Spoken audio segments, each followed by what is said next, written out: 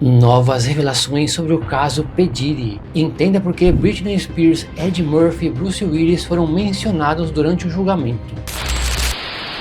O julgamento do Diddy está bombando e a ex dele, Cassie, contou coisas inéditas. Eu vou contar tudo aqui pra vocês, não percam nenhum segundo desse vídeo porque vocês não vão se arrepender. Galera, ela havia mencionado, pra quem não viu o outro vídeo, ela mostrou fotos com alguns ferimentos que ela teve e ela afirma que tudo isso foi causado pelo Diddy. Um ali nas costas, outro com a boca inchada e também na sobrancelha dela. O produtor revelou fotos inéditas da mansão do Diddy de quando eles entraram lá e encontraram coisas muito estranhas. Essa é a foto da entrada ali da mansão dele. Ele divulgou fotos que foram encontradas e algumas estavam carregadas. E já essa outra foto mostra vários lubrificantes que ele usava ali durante suas festas. E também encontraram uma bolsa com alguns medicamentos pesados dentro dela. Ou seja, além das coisas estranhas das festas que ele fazia, tinha outras coisas ilegais dentro da mansão dele. Voltando para Cassie, ela disse que em uma certa ligação com o Diddy, isso durante o julgamento, ela contou que o Diddy achava que tinha a família perfeita e mencionou a família do Bruce Willis. Ele, quando estava com a Demi Moore, hoje em dia ele está doente e ele quis comparar a vida dele com a do Bruce Willis e também do Ed Murphy. Ou seja, ele queria comparar, dizendo que ele tinha uma família perfeita. Só que a Cassie disse: você não tem a família perfeita. Porque o Diddy foi marido da Kim Porter. Quem é Kim Porter? Ela é a ex do Diddy, mãe de alguns filhos dele. E dizem que ele é o responsável porque ela perdeu a vida em circunstâncias duvidosas. Encontraram óleo que foi passado pelo menos 1 hora antes de ela ter perdido a vida. Um óleo com substâncias ilegais. Já o Bruce Willis, ele frequentava as festas do Diddy. Isso eu tenho provas, tem várias fotos aqui dele durante essas festas, desde os anos 2000 até ali mais ou menos 2012, ele frequentava essas festas. E não só ele, tem uma foto que está o Diddy, o Bruce Willis e o próprio Will Smith, que também frequentava essas festas. Esse já é um vídeo da família do Diddy chegando ali no tribunal em um outro dia de julgamento. A Britney Spears também foi mencionada durante o julgamento. Não contaram muitos detalhes do que foi falado sobre ela, mas existem coisas antigas que afetaram muito a vida dela quando ela conheceu o Diddy. Galera, e a cantora Jagger White, que está denunciando todos os famosos que estiveram envolvidos aí com o Diddy, com o Jay-Z, com a cambada toda, ela comentou que mais 2 pessoas estavam envolvidas, na verdade foram vítimas do Diddy. A Britney Spears eu já sabia, ela já andou com o Diddy várias e várias vezes, lá para os anos de 2006, 2007, quando ela teve vários problemas psicológicos, depois de se envolver com o Diddy, ou seja, ela viu como que era o mundo escuro do entretenimento. E o que aconteceu naquela época? Ela ficou revoltada e acabou rapando o próprio cabelo, porque ela sabia que as pessoas gostavam dela pelo cabelo também. Ela queria que ninguém mais chamasse ela pra nada. Cabelo.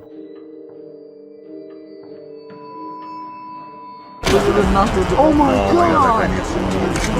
She is completely bald.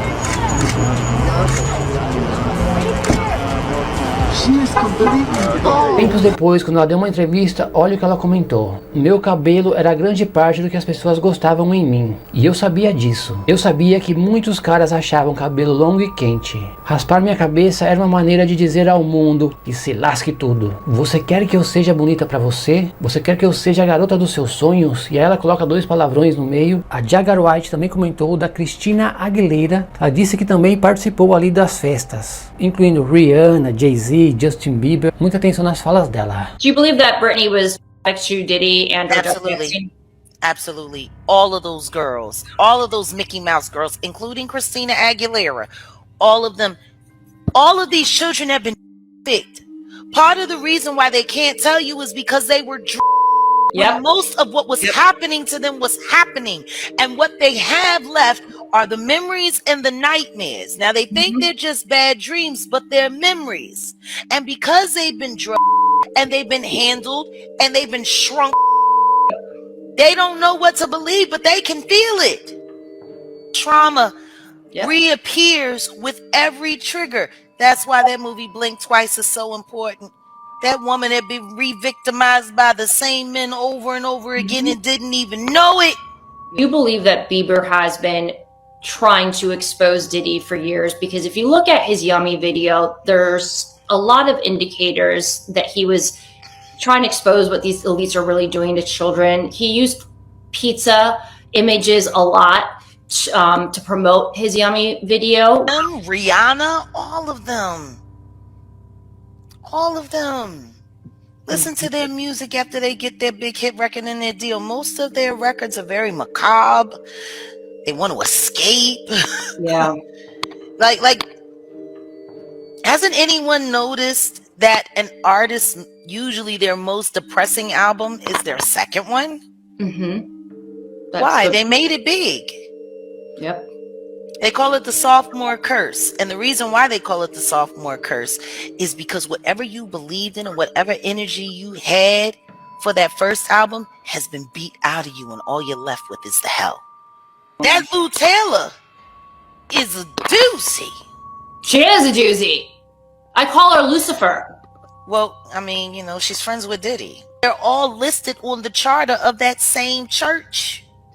And they all... And Lou Taylor's on the board, and they all have to pay tithes, and they have to pay the piper.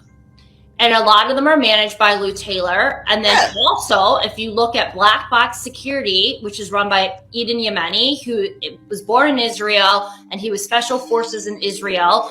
He's supposed to be protecting Britney. Well, what was he really doing? He was illegally running surveillance, bugging her bedroom, her bathroom. Oh, yeah, it's called gaslighting.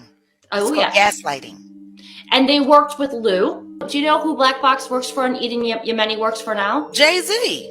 No, the Kardashians. Them well, too? Maybe Jay-Z too, but they're working for the Kardashians. No, they do his security as well. Oh, they do? Yeah, they all use the same people. O ex-segurança do Diddy, o Gene Dill, deu muitos detalhes sobre a festa do Meek Mill. Quem é o Meek Mill? Esse que vocês estão vendo, um rapper americano que anos atrás o Diddy alugou uma mansão por $25 mil para fazer a festa de aniversário do Meek Mill. Para quem não sabe, o Meek Mill tem um áudio que eu nem posso mostrar aqui, que o próprio segurança gravou entre os dois. Mas ele contou detalhes sobre a festa, o que aconteceu ali. Vocês vão se surpreender com cada coisa nojenta que aconteceu nessa festa. Like Meek Mill, you know, saying no Diddy and him getting backlash, you know, people feeling like, you know, he being fake because, you know, he had a relationship with Diddy. Like, how you feel about that? My man, I can't judge Meek Mill as a man. I don't know Meek Mill as a person. You understand? And if he wants to say no Diddy, no homo, no this, no that, that's his choice. I know a lot of Phillies dudes and they strong out there, and some of my people are cool with Meek Mills. You understand? People. Some of my people are cool with Meek Mill's people. Meek Mills was a young guy, and Diddy was an influencer, and he may have influenced a lot of things that Meek Mills got caught up in the game in. Brother, I don't know Meek Mills as a man. You understand? I know some of his people through my people who knows his people. If Meek Mills want to say no Diddy, if Meek Mills want to say no homo, I don't have a problem with Meek Mill doing that. Meek Mill's got to deal with what he got to deal with based on the relationship him and Puff had. Dressing alike, being cozy,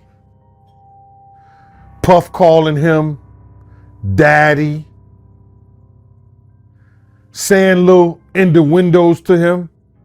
People are looking at that and saying Meek Mill is wrong for saying no Diddy. But you can't tell a man how to spend his money and how to make love to his wife or his Diddy. So, I don't know. I don't know, Mike. I just don't know. Nah, I feel you, man. You know, I get it, man. I see where you're coming from. But I gotta ask you about this party, right, that Diddy threw for Meek Mill. You heard about how the owner, she came out saying that she found used condoms, lubricant, razor blades, powder, blood on the bed sheets. You heard about this? No, what happened was that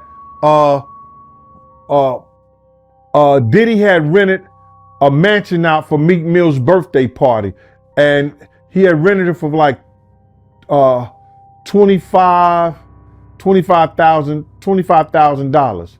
I remember we rented one of Cher's mansion out, you know what I'm saying? And that's the day he had fired his cook, but that's a whole nother story. You know what I'm saying? It was me, Wolf, Mace, was Ock staying there? No, it was just me, Wolf, Mace, Puff, and there was one other person staying in the mansion. But anyway, long story short is that they came recently. This happened a long time ago, but they recently just made a statement that they found long.